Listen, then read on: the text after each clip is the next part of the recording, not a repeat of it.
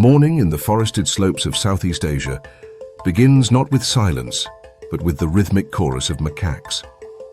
Their voices, grunts, screams, and coos roll across the canopy like waves, announcing a day of trade, tension, and tender alliances. The light filters down through broad tropical leaves, painting the troop in shifting mosaics of green and gold.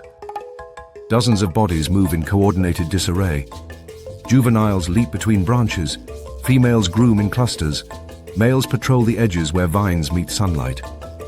To the untrained eye, it's a spectacle of noise and motion, but beneath the chaos lies a system of invisible laws. Laws older than civilization, upheld not by written word, but by silence.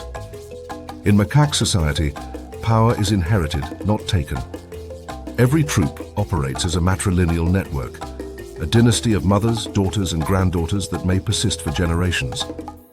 A high-ranking female's offspring inherit her influence like a genetic dowry, while newcomers, usually males exiled from other groups, start at the bottom.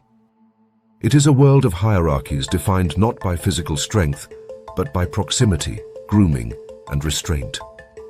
Within these circles, order is everything, and breaches of that order are punished not always with violence, but with a punishment far more devastating: indifference. In one of the temple groves of northern India, macaques live shoulder to shoulder with human pilgrims. They steal offerings, beg for food, and groom beneath the stone gaze of ancient idols. Yet their internal world remains untouched by humanity's presence. When a young male snatches a handful of rice meant for an elder female, the response is immediate but invisible. She doesn't lash out. Instead, she turns her back. Her sisters follow, and soon the entire matriline, the backbone of the troop, rotates away in perfect synchrony. The thief freezes, uncertain. The forest hums with insects and distant traffic, but among the macaques, a sudden quiet takes hold. Grooming stops. No one meets his gaze. Space opens around him like a force field. This is the silent sanction, is the silent. Isolation in such a tightly woven society cuts deeper than any wound. Grooming is more than hygiene. It is currency, therapy, and language. Each stroke of fingers through fur releases endorphins, lowers heart rate, and binds individuals in alliances of touch. Denied that contact, stress hormones surge. Studies measuring cortisol levels in ostracized macaques show sharp increases within hours of social exclusion. The silent treatment, then, is not just psychological, it's physiological punishment. The young offender paces, chirping soft appeasement calls, but receives no reply. Hours pass before an aunt approaches, expression hard, lips pulled tight. A single cuff lands against his shoulder, not meant to injure, only to punctuate. Behind her, cousin's chorus threat, flashing teeth in quick, synchronized bursts. It's a performance of justice, a family enforcing its hierarchy without chaos. The message is clear. The group remembers, and so must he. This form of social regulation, coordinated exclusion, is a hallmark of complex primate societies. In macaques, it preserves stability where aggression alone would destroy it. Violence carries risk. Injuries threaten survival. Silence, on the other hand, isolates without bloodshed, teaching lessons that echo for weeks. In evolutionary terms, this behavioral sophistication represents a critical adaptation. Macaques live in dense, resource-competitive environments where cooperation and control determine access to food, mates, and safety. Every act of discipline strengthens the web of relationships that keeps the troop intact. Yet not all punishment is silent. When tempers flare between equals, often between mid-ranking females or newly arrived males, the air crackles with threat calls. Two rivals face off, tails stiff, fur bristling. A scuffle can erupt within seconds, but before it escalates, a shadow flashes between them. It's the matriarch, the keystone of the lineage, her dominance unquestioned. She lunges, striking once, not to harm, but to halt. Both combatants scatter. The matriarch then sits between them, chest forward, eyes steady. Slowly the offenders creep back, each offering the same reparation, long deliberate strokes of grooming across her shoulders. Through this ritualized submission, the hierarchy reasserts itself. Balance is restored. This act of third-party policing, an individual intervening to regulate others' conflicts, is not random heroism. It's a survival strategy honed by evolution.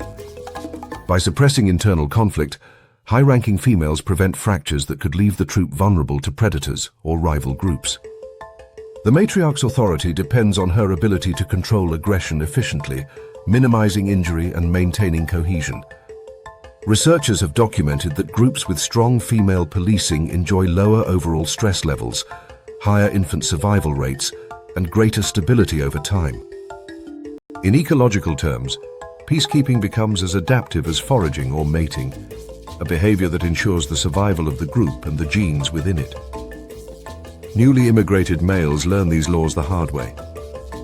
Driven by puberty and competition, they leave their birth troops to seek new homes, a perilous journey that exposes them to predators, starvation, and hostility from strangers. Upon entering a new group, a male must navigate a labyrinth of unspoken etiquette. Groom before feeding, approach females only after acknowledgement, never interrupt high-ranking interactions. Those who fail to read the cues face swift correction. Low-level aggression, slaps, nips, or drive-bys delivered by passing females becomes the daily tax of arrogance. Over weeks, the immigrant learns submission, performing gestures of respect, head bows, lip smacks, and soft grunts that serve as social currency. Those who adapt earn tolerance and eventually alliances. Those who don't are forced out, solitary and silent once more. Among macaques, every action carries consequence because every life depends on belonging. Their survival strategy is not built on claws or speed, but on social intelligence. They read faces, predict moods, and remember slights. They hold grudges and forgive strategically. In experiments, macaques have shown the ability to distinguish hundreds of individual faces, maintaining social maps that rival our own in complexity. They recognize not just who's dominant, but who's related to whom, and who can be trusted. When they punish through silence, they're not acting on impulse, they're invoking a shared history. Even the environment plays a role in shaping this system of discipline. In the steep forests of Japan and the humid groves of Bali, resources fluctuate seasonally. During lean months, tension rises as troops compete over food-rich zones, hot springs, fruiting trees, or temple offerings. Discipline becomes more pronounced, alliances more strategic. Older females mediate disputes before they ignite, distributing grooming sessions to soothe subordinates. They manage not through brute strength, but through psychological precision. Their calm presence anchors the group against external pressure. Evolution has favored these matriarchs not for aggression, but for wisdom. Yet punishment among macaques is not entirely devoid of mercy. After hours of ostracism, when the excluded juvenile approaches with lowered head and soft whimpering calls, forgiveness can come swiftly. The matriarch may allow him to sit near her, granting partial reintegration. Later, a cousin resumes grooming him, short and tentative at first, then longer, deeper, until the rhythm of touch dissolves the tension. Reconciliation in macaque society is as vital as punishment. Without it, the group would splinter beyond repair. Each act of forgiveness reaffirms a truth written in their biology. Survival depends not only on dominance, but on restraint. This delicate balance between aggression and empathy reflects a broader evolutionary theme, the emergence of social control as a form of intelligence. Macaques demonstrate that complex societies require more than strength. They require systems of accountability. Their silent sanctions prefigure the social tools that humans would later refine into law, reputation, and morality. Even in their world of fur and forest light, the seeds of justice are already germinating. As dusk falls, the troop gathers near a temple wall, bodies pressed close. The day's heat gives way to cool wind carrying the smell of incense and stone. The same juvenile who had been ostracized now sleeps between his mother's legs, her arm draped over him like an unspoken pardon. Around them, grooming chains form once more, restoring the neural comfort that silence had stripped away. The forest hums again. Order, restored through quiet discipline, settles over the troop like the fading light. In the economy of touch, silence is the tax that keeps peace. It is punishment without blood, judgment without word. And in the flickering world of macaques, where alliances shift like sunlight through leaves, nothing is more powerful or more enduring than the lesson learned from being left alone. The Congo Basin stretches outward in endless green, a living cathedral of heat and humidity, where every breath is thick with moisture and the drone of insects never stops. Beneath the towering canopy, shafts of filtered light ripple across tangled lianas and the slick black coats of bonobos moving through their invisible city. Their world is one of constant contact, bodies brushing, fingers touching, eyes meeting. Yet this intimacy hides a sophisticated system of governance, one that rules not through fear or dominance, but through connection. In this society, power is not shouted, it is shared. And punishment, when it comes, does not arrive with blood and fury, but with silence, exclusion, and touch withheld. Bonobos live south of the Congo River, isolated from their more violent cousins, the chimpanzees. This separation, both geographic and behavioral, has created an alternate evolutionary experiment, one where cooperation has been favored over confrontation. Their forests are dense and fertile, providing abundant fruit, young leaves, and insects. Scarcity rarely drives them to open conflict. Instead, the challenge is social, balancing tension within a close-knit community where every individual's mood can ripple through the group like a change in weather. Here, hierarchy exists, but it is fluid and mediated by affection rather than aggression. It is a matriarchal world where females form the core of stability and their collective will dictates the rhythm of peace. Conflict still arises, inevitably. A male jostles a juvenile during feeding and the air tightens instantly. In a chimpanzee troop, such a moment might explode into violence, a dominant male charging, screams echoing through the forest. But in bonobo society, the response is slower, more deliberate, and far more coordinated. One female rises from her seat near the fruiting fig. Another joins her. Within seconds, half a dozen females converge, forming a living barrier. They do not bite or strike. Instead, they surround the aggressor with soft but immovable bodies, pant grunting and pushing gently, funneling him away from the center of the clearing. It is not punishment in the human sense, it is containment, a demonstration that aggression has no purchase here. The male, suddenly isolated, finds himself relegated to the edges, his access to food and attention quietly revoked. No one looks at him. No one grooms him. For an intensely social creature, this is exile enough. Such coalitionary control is the backbone of bonobo order.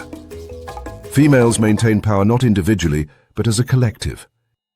Their alliances are cemented through grooming, food sharing, and frequent sexual interactions that dissolve tension before it ignites. When an argument brews, it is often diffused by a gesture of intimacy, an act that resets emotional equilibrium and prevents escalation. In bonobo politics, touch is not indulgence, it is infrastructure. It regulates stress, distributes status, and keeps aggression from taking root. Males, though physically stronger, learn to navigate this system with diplomacy. The wisest among them understand that access, whether to food, affection, or mating, depends not on dominance, but on cooperation with the female network. Science has begun to uncover the biological underpinnings of this social peace. Bonobos have elevated levels of oxytocin, the hormone associated with bonding and empathy. This neurochemical signature supports their extraordinary tendency to reconcile after conflict through tactile connection, grooming, embraces, or sexual play.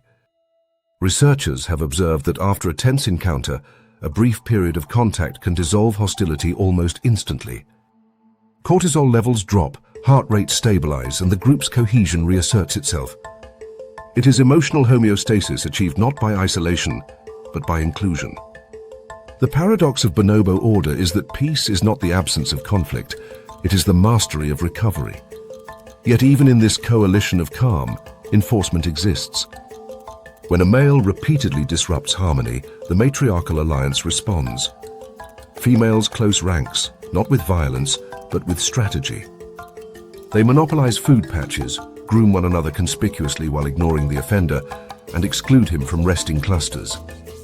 These subtle gestures form a silent consensus, a collective withdrawal that erodes his status day by day. In extreme cases, coordinated aggression occurs, but even then it is swift, symbolic, and rarely injurious.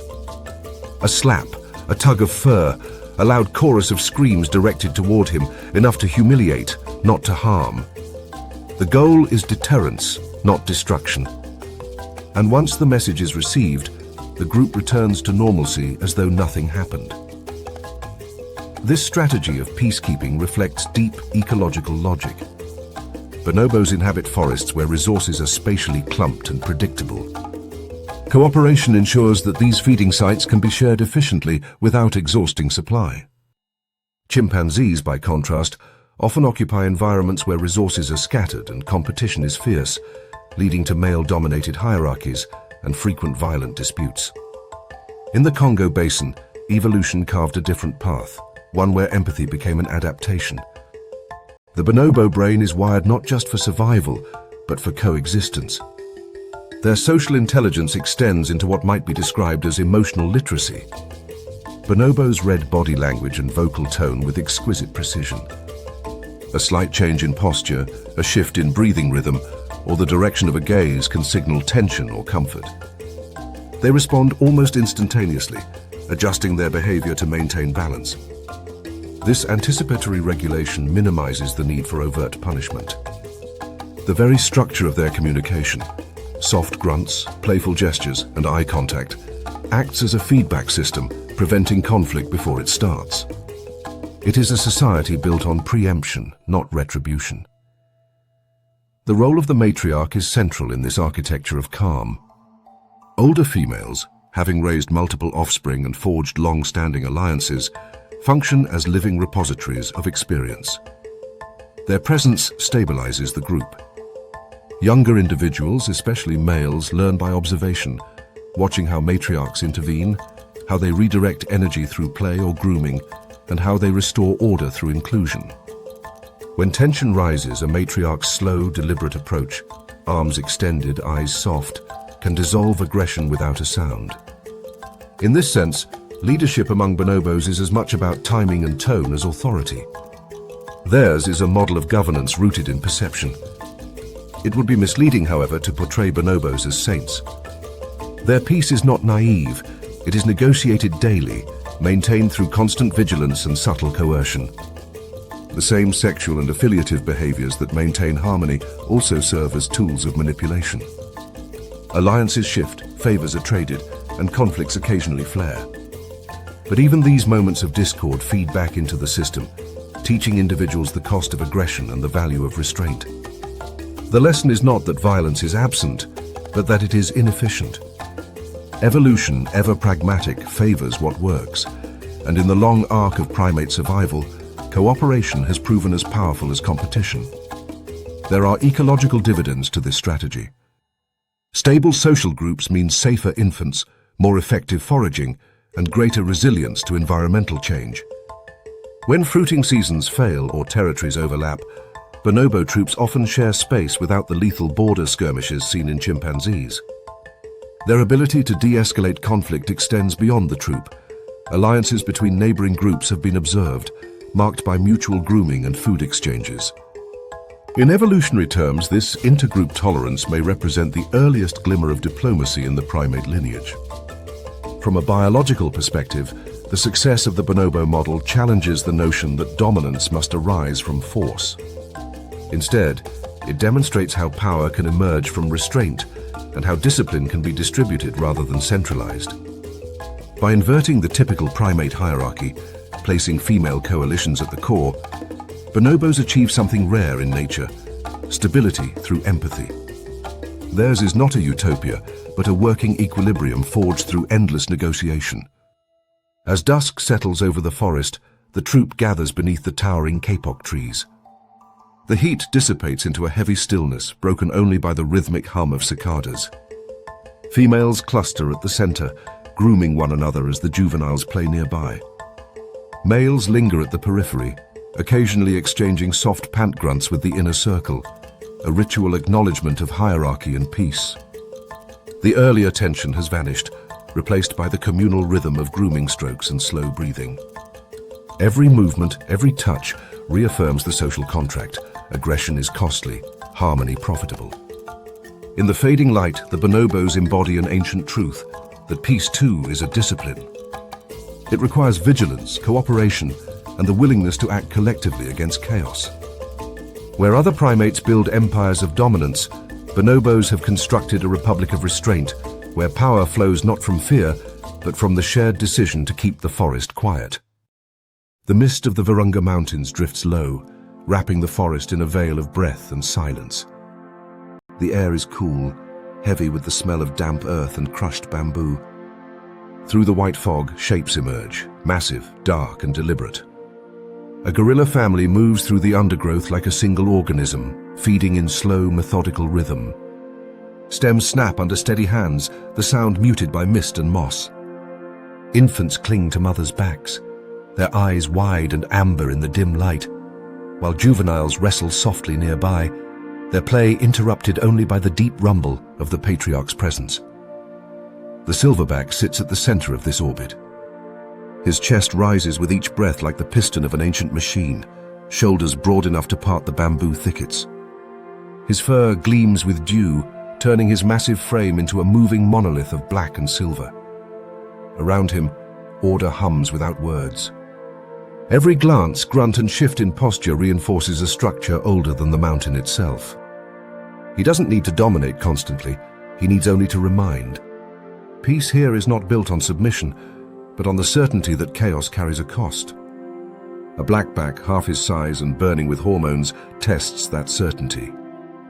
The younger male chest beats, short and sharp, sending a rolling echo through the ravine. It's not a full challenge, more a spark of pride flaring too close to authority. He struts near a nursing female, back arched, gaze lingering too long. Around him, the troop stiffens. The silverback turns slowly, the motion almost imperceptible at first. Then, the sound, low, resonant, and primal.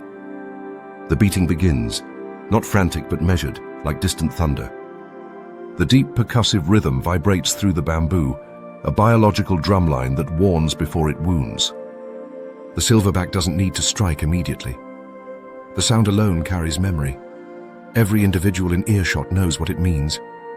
His chest beating can exceed 100 beats per minute, powered by lung capacity unmatched among great apes. The reverberations roll outward, amplified by cupped hands, striking the thoracic air sacs built for resonance. These hollow chambers beneath the skin are evolution's amplifiers, turning flesh into an instrument of dominance. The message is clear: order will hold, but the blackback misreads it. He doesn't back down soon enough. The silverback's next move is sudden, a burst of force that transforms calm into velocity. Bamboo whips aside as he charges, stopping just short of contact. The young male freezes, but hesitation is its own crime. The silverback cuffs him once across the shoulder with a blow that sends him sprawling. The ground trembles under the weight of consequence. There is no blood, no extended fight, just a lesson as direct as gravity. In gorilla society, peace is not maintained by constant aggression, but by the reputation for overwhelming power. The threat, not the act, is what sustains the law. The troop settles again, the mist closing over them like a curtain after a scene. The blackback retreats, chest heaving, while the mothers resume feeding. Infants cling tighter, sensing the energy even after the storm has passed. For the silverback, the episode is already finished. He returns to his feeding patch, pulling bamboo shoots with mechanical calm. His leadership isn't about punishment, it's about reassurance. Every act of control reaffirms the group's stability, reminding them that protection and discipline flow from the same source. Across the gorilla range, from Uganda's windy, impenetrable forest to Rwanda's volcanic slopes, this structure repeats with remarkable consistency. Each family operates like a sovereign state, with the silverback as both ruler and sentinel. His responsibilities extend far beyond dominance. He chooses feeding routes, mediates quarrels between females, and positions himself at the center during rest to shield the young. When danger appears, whether a leopard's silhouette on the ridge or the approach of humans, the silverback steps forward first, his sheer presence halting threats before they unfold. Yet his power carries a delicate burden. If he enforces too harshly, he risks splintering the family. Too weakly, and anarchy invites disaster. Balance is everything. Researchers have documented how silverbacks modulate aggression depending on circumstance, delivering quick, restrained punishment for internal disputes, but unleashing full fury when facing predators or rival males. It's behavioral calibration honed by evolution, a living example of dominance as strategy rather than temperament. Still, when boundaries are tested repeatedly, exile becomes inevitable. The process unfolds quietly, without ceremony. The blackback begins to find his sleeping nest slightly farther from the center of the group each night. At first it seems accidental, a poor spot choice or minor oversight. But over days, the distance widens. Feeding spots become contested. Grooming invitations wane. The females no longer glance his way during rest periods. The ostracism is subtle, gradual, and absolute. Social bonds fray one by one until he realizes what has happened. He has been pushed to the edge of belonging. Exile among gorillas is both punishment and preparation. The solitary life is brutal, cold, dangerous, and lonely, but it forges the qualities required for leadership. Alone, a male learns to navigate territory, defend against predators, and endure hunger without the support of others. The nights stretch long in the mountain dark, punctuated by distant roars from unseen rivals. But through this solitude, strength grows. Hormones surge, muscle mass increases, and patience hardens into resilience. The expelled blackback is not doomed, he is being tempered. Months later, he may encounter other wanderers, displaced males like himself. Temporary coalitions form, loose and uneasy, providing companionship and shared vigilance against leopards or roaming forest elephants. Eventually, instinct drives him to seek out females in neighboring groups. If fortune favors him, he will attract one or two to form the nucleus of a new family. His first chest beat as a silverback will echo through the same valleys where he once cowered. Exile, in the logic of mountain law, creates the next generation of guardians. For the family he left behind, equilibrium tightens. The remaining group members, freed from internal friction, settle back into rhythm. The females feed side by side, infants clambering over their mothers' backs. The juveniles play, mimicking the chest beats they witnessed, learning hierarchy through imitation. The silverback observes it all with a quiet authority, moving only when necessary, conserving energy for moments that matter. His control over the group extends beyond physical strength, it is psychological. The calm he projects radiates outward, lowering stress across the troop. Studies have shown that when silverbacks maintain stable social order, infant mortality drops and feeding efficiency rises. Peace here is a measurable biological advantage. Every detail of his anatomy serves this role. His massive sagittal crest anchors muscles that give his bite the power to crush bamboo stems and, if needed, to deter predators. His enlarged larynx deepens vocalizations, transforming grunts into territorial warnings that travel across kilometers of forest. Even his silver fur, emerging with maturity, is not mere age, but advertisement, a visual badge of authority that signals experience and restraint. Evolution has sculpted him not for chaos, but for control. In the greater ecosystem, the silverback's influence extends beyond his family. By foraging across vast ranges, gorilla groups act as gardeners of the forest, dispersing thousands of seeds daily. The plants they prune and the trails they carve through the undergrowth create microhabitats for insects, birds, and amphibians. Their discipline, mirrored in their ecological role, keeps the forest balanced. When a silverback enforces order within his troop, he is, in a sense, enforcing order within the landscape itself. The mist thickens again, shrouding the bamboo as the day wanes. The family gathers in a circle to rest. The silverback settles last, positioning himself between the others and the dark forest edge. The blackback's absence leaves a gap, but the rhythm holds. The night fills with the quiet rustle of leaves and the low hum of distant rain. Tomorrow another young male will test his limits, and the same pattern will play out. A challenge, a warning, a reminder. The mountain's laws are simple, immutable, and necessary. Authority is earned through restraint, not rage. Justice is swift but fair, and exile, when it comes, is both punishment and passage. In the silverback's world, peace is not the absence of conflict, it is the mastery of consequence.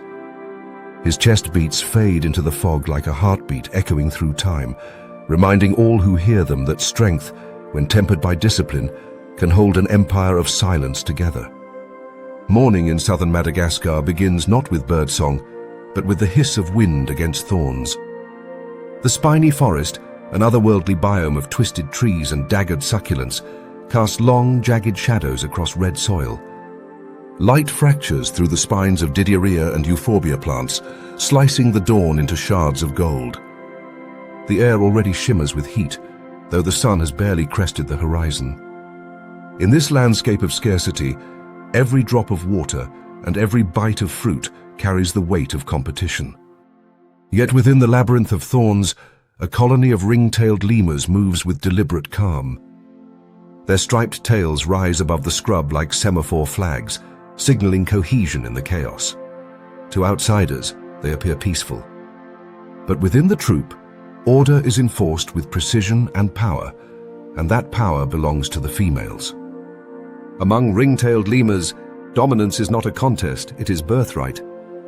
From the smallest infant clinging to her mother's belly to the matriarch basking in the sun, every female outranks every male. It is a structure woven into their DNA, shaped by the pressures of Madagascar's harsh climate and erratic resource cycles.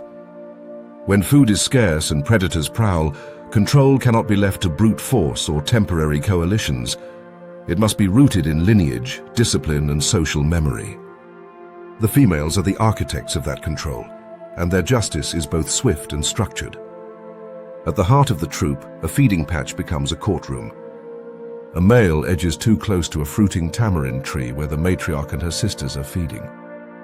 He knows the rules but tests them anyway, drawn by the aroma of ripe pods. His hand reaches forward and freezes. A guttural bark cuts the air, followed by a blur of fur and claws. The matriarch lunges, striking his shoulder with a precise swipe. Her sisters join instantly, backing her in synchronized aggression. The male tumbles backward, dust rising around him, and bolts for the nearest cactus thicket. No pursuit follows. The verdict is clear. For the rest of the morning, he lingers at the periphery, occasionally grooming himself in a ritual of reconciliation that no one acknowledges.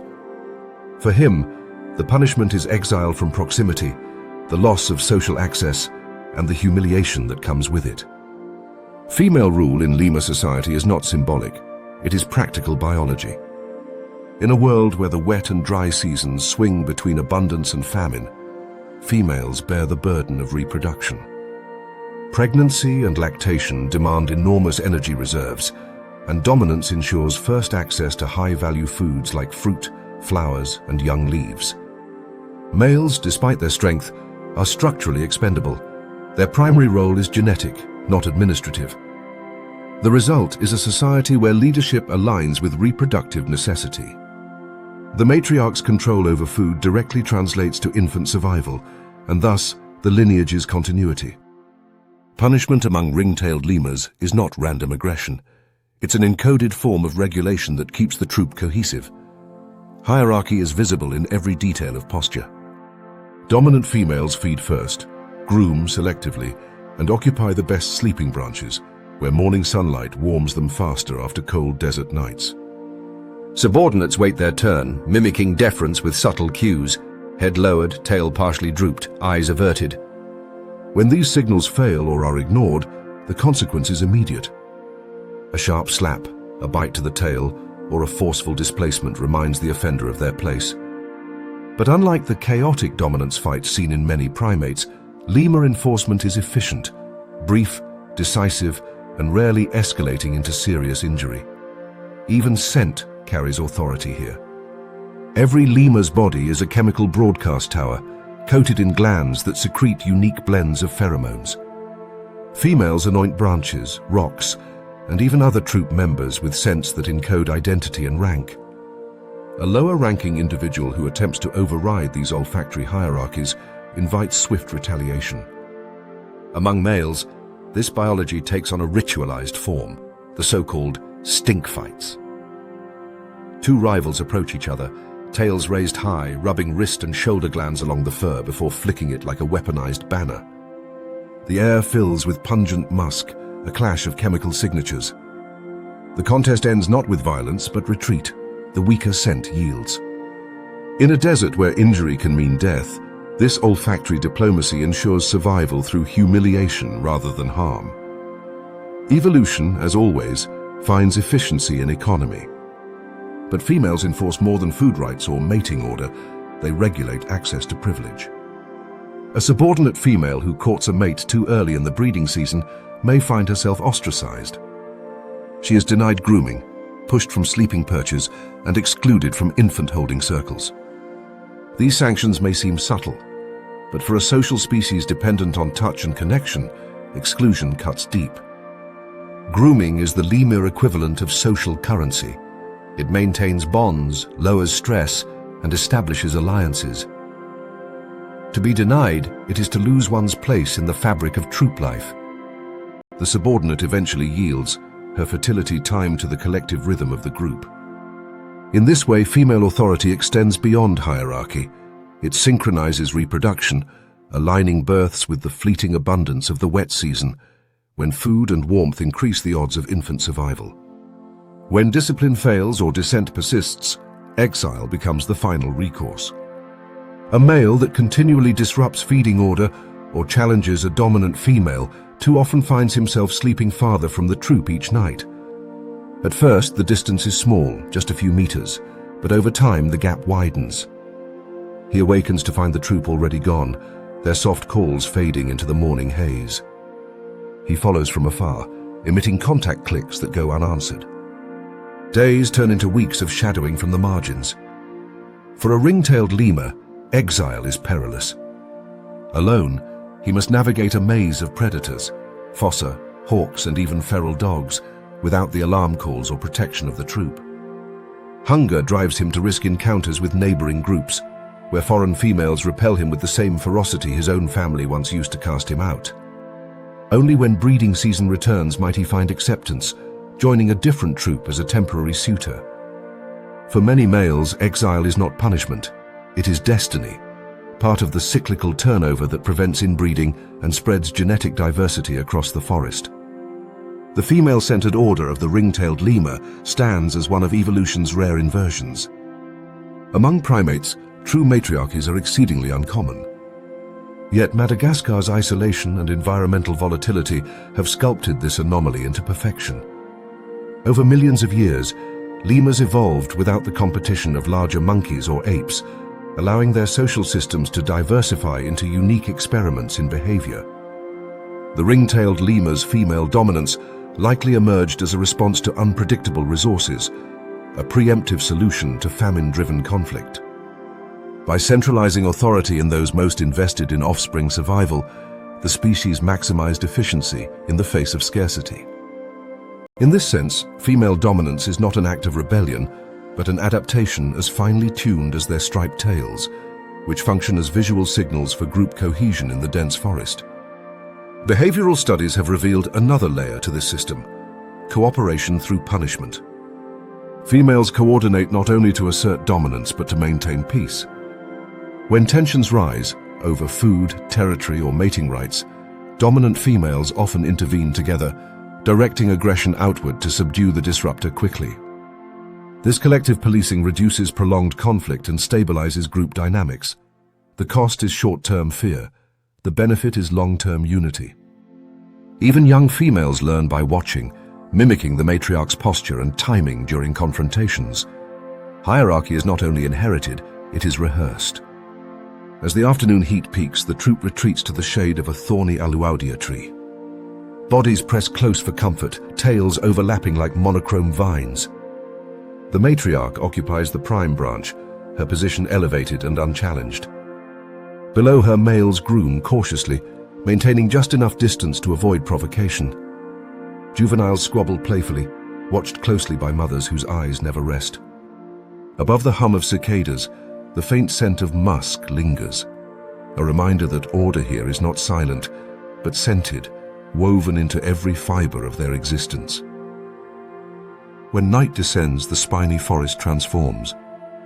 The wind rises, sweeping dust across the dry earth, and the lemurs curl into sleeping clusters, their tails wrapped around their bodies for warmth. The matriarch dozes with one eye half open, her awareness attuned to the faintest rustle of movement in the dark.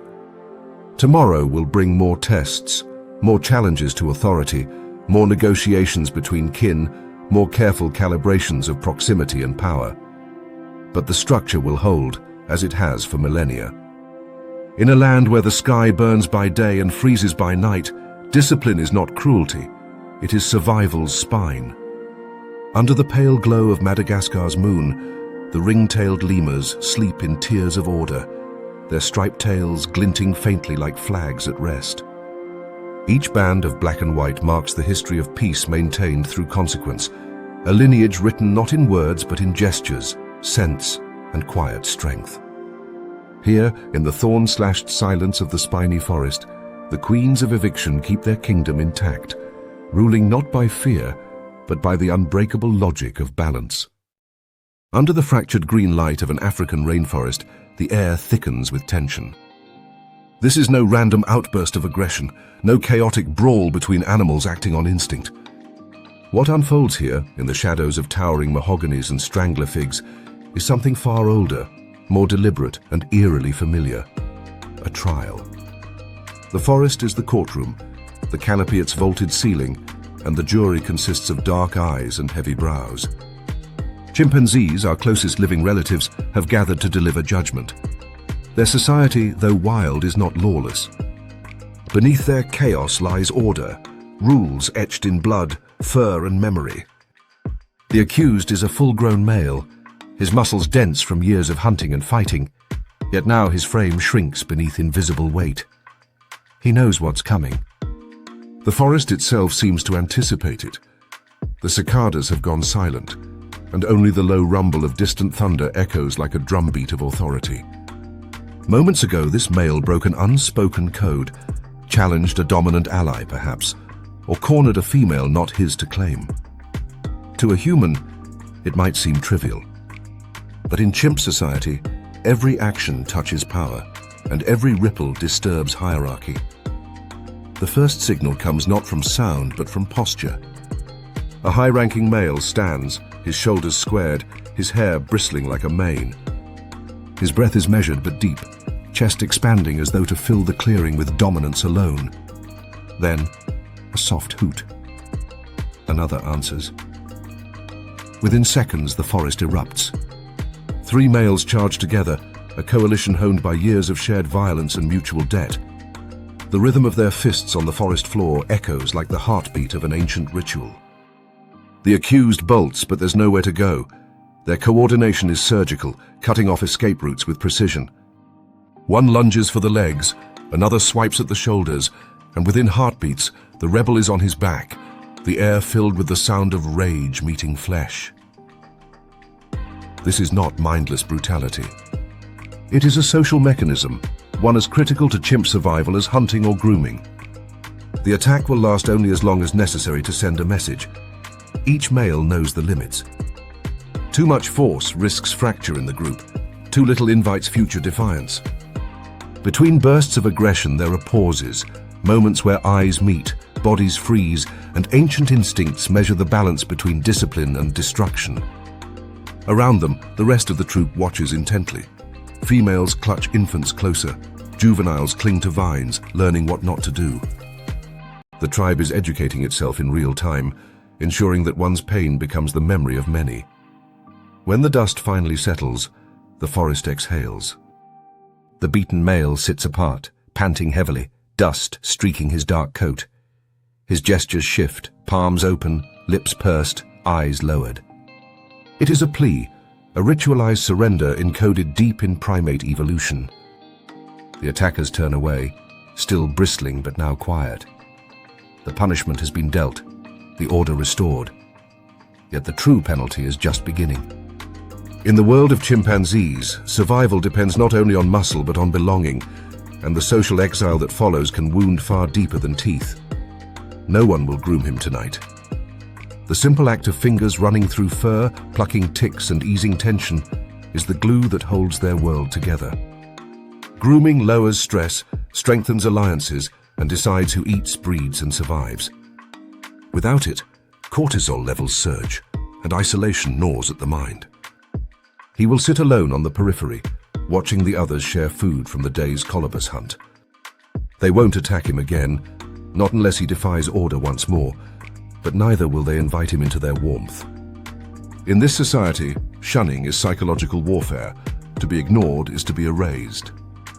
These punishments are not random explosions of dominance, they're law enforcement. Among chimpanzees, peace does not come naturally. It is built, patrolled, and defended through constant calibration. A dominant male, the so-called alpha, carries both power and obligation. He must police disputes, intervene in escalating fights, and project fairness. If he punishes too harshly, resentment festers. If too lenient, chaos returns. The equilibrium is delicate, and maintaining it demands intelligence as much as strength. Researchers studying wild chimpanzees in Uganda's Kibale forest have observed such neutral interventions dozens of times, where the alpha charges through combatants, dispersing them without injury. The very sound of his aggression becomes an instrument of order. In this way, he is both king and judge, feared and necessary. Beneath these violent rituals lie profound evolutionary roots. The mechanisms of justice, punishment, exile, reconciliation are not human inventions, but primate inheritances. They serve an adaptive purpose to prevent constant internal warfare. In a social species where individuals rely on alliances for hunting, mating, and defense, unchecked conflict would destroy the group from within. By enforcing rules through targeted aggression, chimpanzees preserve stability. Even their moments of cruelty are, in their own logic, acts of preservation. But there's another layer, something that borders on morality. After the beating, after hours of avoidance, reconciliation may come. The same male who attacked might approach the victim later, lips smacked in a soft pant grunt, hands extended. The two will touch, groom, perhaps even embrace. The cycle closes, tension diffused. To outsiders, this may seem contradictory, violence followed by compassion, but it is precisely this rhythm that defines chimpanzee society. Punishment without reconciliation breeds revenge. Forgiveness without punishment breeds chaos. Their world depends on both. These interactions also reveal an emotional intelligence once thought unique to humans. Chimpanzees recognize guilt, fear, and even fairness.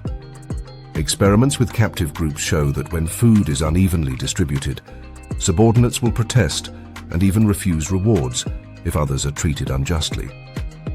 In the wild, similar patterns emerge. When high-ranking males monopolize food too aggressively, others band together to resist. A political coup in fur and fangs. Power here is a social contract, not an entitlement. Even the environment participates in this drama. The forest amplifies every scream, every branch crack, every echo of judgment. It is both stage and witness, shaping behavior through its density and acoustics. Visibility is limited. To maintain cohesion, chimpanzees rely heavily on sound. Pant hoots and drumming on tree roots serve as declarations of intent, part warning, part communication. These vocal announcements often precede enforcement actions, signaling unity before the strike. To live in such a world is to live within a constant network of awareness, where every movement carries meaning and consequence. Over time, such social intelligence has shaped not just behavior, but biology.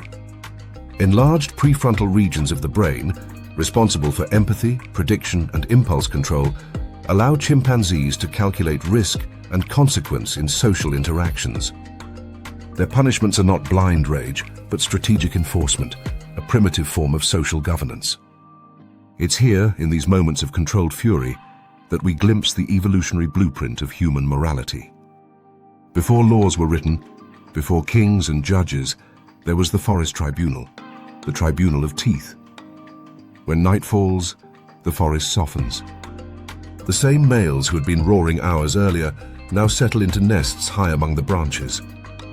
The punished male builds his own, a little farther away, but still within sight.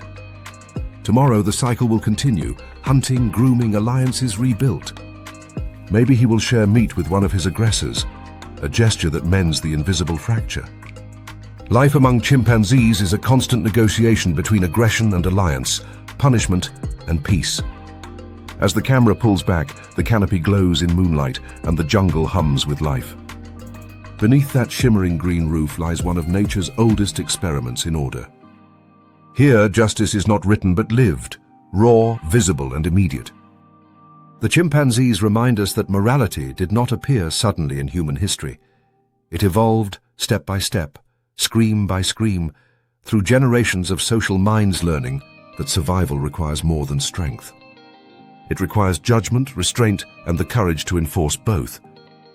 Dawn spills over the East African savanna in molten gold. The air is cool for a brief moment before the sun begins its slow, unforgiving climb. Below the acacias, a riverbed glows with the dust of movement. A troop of baboons flows through it like a single living organism, 200 eyes, 10,000 decisions. They chatter, squabble, and groom, their motions tangled in invisible threads of loyalty, hierarchy, and debt. Every tail flick and stare is currency, every act of grooming a transaction. This is not chaos, it is commerce. A market of flesh and fur, where dominance is negotiable and survival is paid for in favors. From above, the scene looks tranquil. Females with infants riding their backs, juveniles play fighting in spurts of dust, males pacing at the perimeter with slow, measured strides. But within this apparent calm hums a nervous economy. Each baboon knows its value, its credit, its risk. The troop's hierarchy is not a rigid ladder, but a network of bargains. Alliances built and broken with daily precision. A subordinate male can rise through the ranks not only by strength, but by grooming the right back, babysitting the right infant, or helping the right female during a fight. Here, politics begins not in words, but in touch. The social code of baboons is intricate, almost contractual. When one male grooms another, he's not just cleaning fur, he's buying goodwill. In return, he might expect support in a later fight, or access to food, or tolerance near a favored female. Such exchanges are tracked with astonishing memory. Studies have shown that baboons remember not only who groomed whom, but also how often, how long, and whether it was reciprocated. When debts go unpaid, tension brews. The next time that defaulter cries for help during a leopard scare, his calls may fall on deliberately deaf ears. Yet, in this society, debts are not always forgiven through peace. Punishment, swift, visible, and strategically brutal, is the cost of doing business. A low-ranking male who makes an ill-timed move on a female already guarded by an alpha will quickly learn the price of his ambition. A ripple runs through the group. Low grunts signal alarm, and then two allies of the dominant male peel from the main body. Their manes puff, eyes fix, and they triangulate their quarry with military precision. The offender freezes for a moment, but the decision is made for him. The charge erupts in a storm of dust and roars. One male grabs his flank, the other his tail. It's not about killing, it's about billing. The punishment arrives in installments, chases that sap energy, exclusion from the shade, demotions in proximity. He's left panting on the edge of the group where the grass grows taller and where danger prowls. The savanna's predators are not the only threat. Inside this troop, reputation is survival. A baboon's social standing decides whether it eats first, mates at all, or lives long enough to see another season. Punishment, then, is a kind of regulation, ensuring that risk-takers and cheats do not destabilize the order. Dominance alone doesn't keep the peace. Fairness does. and fairness among baboons is surprisingly nuanced. Females are the accountants of this economy. Each one carries lineage power. Daughters inherit the rank of their mothers, forming matrilines that last generations. When a male harasses a female or threatens her infant, vengeance is rarely solitary. The next morning, that male might find himself surrounded not by one, but by 3 or 4 females, sisters, cousins, aunts, each with canines bared and infants safely behind them. They rush him in a blur of dust and fury. The attack lasts seconds, but the social message endures for weeks. You touched one of us. These retaliations are not random acts of rage. They are collective enforcement, reinforcing kinship alliances that underpin troop stability. Even among juveniles, hierarchy and punishment are rehearsed early. Young males practice mock charges and submission displays, learning when to retreat and when to hold their ground. Their play fights, though harmless at first glance, are lessons in negotiation. A mistimed lunge earns a cuff, a successful appeasement, a brief grooming or submissive chirp earns forgiveness. Through such repetition, they internalize the law long before they hold any real power. What makes baboon justice remarkable is its proportionality. Unlike the chaotic dominance fights of some other primates, baboon punishments often calibrate precisely to the offense. Minor infractions, like cutting a head in a feeding queue, might earn a glare or a displaced grunt. More serious breaches, like food theft or mating with a guarded female, provoke coordinated aggression. It's as though the troop maintains an unspoken code of conduct, one that balances deterrence with stability. Too much violence and cohesion crumbles, too little and opportunists rise unchecked. In many ways, this system mirrors the fundamental mechanics of human justice. Both hinge on reciprocity and deterrence. Both depend on reputation, and both evolve in the crucible of social living. Baboons live in some of the largest and most complex primate groups outside of humans, up to 150 individuals in a single troop. Such density demands governance. Without order, constant aggression would tear the troop apart, and predators would pick off the scattered survivors. Instead, baboons have evolved not just strength but civility enforced by fear, a delicate balance between cooperation and coercion. The ecosystem around them reinforces this equilibrium. Open savannas provide both opportunity and peril. Visibility means early detection of predators, but exposure means constant vigilance. Every member must play their part. Sentinels scanning the horizon, mothers guarding infants, juveniles learning to climb before lions learn to pounce. A misbehaving male that disrupts this rhythm endangers everyone. Punishing him, then, becomes not just a social correction, but an ecological necessity. Even dominance itself is a performance of accountability. The alpha male, for all his size and bluster, cannot rule by force alone. His authority depends on keeping the peace. When conflicts escalate among subordinates, he must intervene swiftly, charging through the crowd, barking, scattering combatants like dry leaves. These policing charges are short and dramatic, designed less to harm than to reset tension. If he fails to do this consistently, he loses the confidence of the group, and with it, his throne. Political collapse in a baboon troop often begins not with rebellion, but with negligence. An alpha who stops policing invites others to test his resolve, and once doubt enters the system, coalitions begin to form quietly in the shadows. Among the females, subtle forms of punishment unfold daily in silence. One might refuse to groom another who failed to share food earlier. Another might deny access to her infant as a form of social leverage. Such acts of social exclusion are as potent as any physical blow. The rejected female becomes anxious, pacing and vocalizing softly, seeking reconciliation. When it finally comes, a small gesture of acceptance, a mutual grooming, the relief is palpable. Through these cycles of offense and forgiveness, the troop maintains its rhythm. There is irony here. Beneath their snarls and fangs, baboons embody one of evolution's most sophisticated models of social order. They understand fairness, reciprocity, even delayed reward, traits once thought uniquely human. Field researchers in Amboseli have documented that low-ranking males who form long-term friendships with females, often through grooming and infant carrying, enjoy higher reproductive success over time than those relying solely on brute force. Kindness, it seems, pays dividends in this market. But the market is unforgiving to those who can't read it. As the sun climbs high, the punished male, still nursing his bruises, moves cautiously along the riverbed's edge. He avoids eye contact, steering clear of shade trees claimed by higher ranks. Each step is a recalibration, a lesson bought with pain. He will groom more diligently tomorrow, offer meat when he can, avoid provocations he once sought. The troop moves on, its economy unbroken. By afternoon, the landscape turns to heat haze. The air trembles. Vultures spiral high above, waiting for mistakes. The baboons, ever pragmatic, sprawl in the sparse shade, grooming lines reforming, debts repaid stroke by stroke. The punished male finds a partner willing to let him clean her shoulder, a minor mercy, a re-entry into the system. Order, once again, restores itself not through peace, but through balance.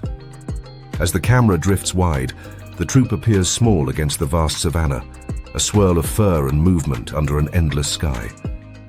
Yet within that swirl lies an entire civilization of negotiation, penalty, and redemption. The baboon's world is not ruled by randomness but by rules. Laws unspoken yet absolute, enforced by tooth, by gesture, and by memory. Their market thrives not because it avoids conflict, but because it manages it, turning chaos into currency and survival into the art of transaction.